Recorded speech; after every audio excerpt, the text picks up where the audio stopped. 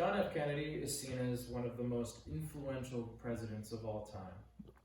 Why is this? Was it the failed Bay of Pigs invasion? Starting the Vietnam War, which ultimately led to American defeat? Or was it President Kennedy's fluid conception of marriage in his time in office? It was none of this. In fact, it was his assassination and the subsequent conspiracy that followed it that led to America's idolization of the man. Today I'll be going over this with you.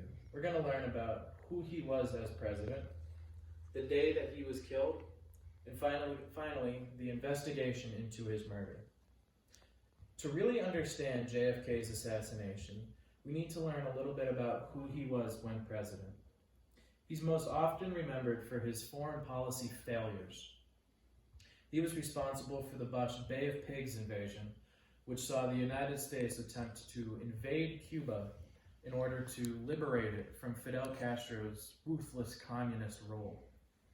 However, this failure directly resulted in the Cuban Missile Crisis, in which the United States discovered that the Soviet Union had secretly hidden missiles in Cuba with the capabilities of wiping out the Western Hemisphere. This was mere miles away from American land, and the closest that America has ever been to nuclear warfare. President Kennedy was also responsible for the start of the Vietnam War, which saw the loss of thousands of American lives and the inevitable defeat of the United States military. Kennedy is also remembered for the way in which he was elected into office. The 1960 presidential election saw Republican Senator Richard Nixon pitted up against the then Democratic Senator John F. Kennedy. According to the United States Census, many of Kennedy's voters that helped elevate him to the White House had been dead for decades.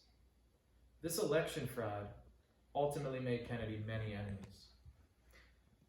Finally, Kennedy is most known for his relationships with renowned singer Frank Sinatra. However, as a result of Sinatra's then alleged mob ties, Kennedy distanced himself. This in turn angered Sinatra and incredibly angered the mob. These problems that JFK dealt with throughout his presidency made him many, many enemies. This in turn led many skeptics to start to wonder who exactly shot the president. What we do know, though, is that on November 22nd, 1963, President Kennedy had a campaign rally in Dallas, Texas, which he rode down the streets in a Lincoln convertible. Shots were then fired from the Texas School Book Depository building that morning, and pandemonium ensued as shots rang out. The suspect that was taken into custody shortly after was a young ex-Marine who had spent time in the Soviet Union and developed a deep infatuation with communism and a very un-American hatred. He was taken into custody by the police. However, on national television, on a CNN broadcast, he was seen executed by the mobster Jack Ruby.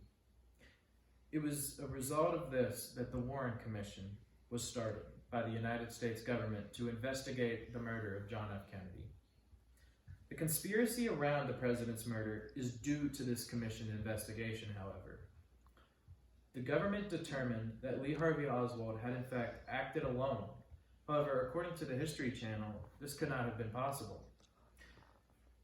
They determined that the idea of the magic bullet theory, in which Lee Harvey Oswald was the only one that shot, was false. In order for the president to have been shot at the trajectory that he had been, the bullet that was used on the 6th floor of the School Book Depository building had to have literally defied physics in order to hit Kennedy.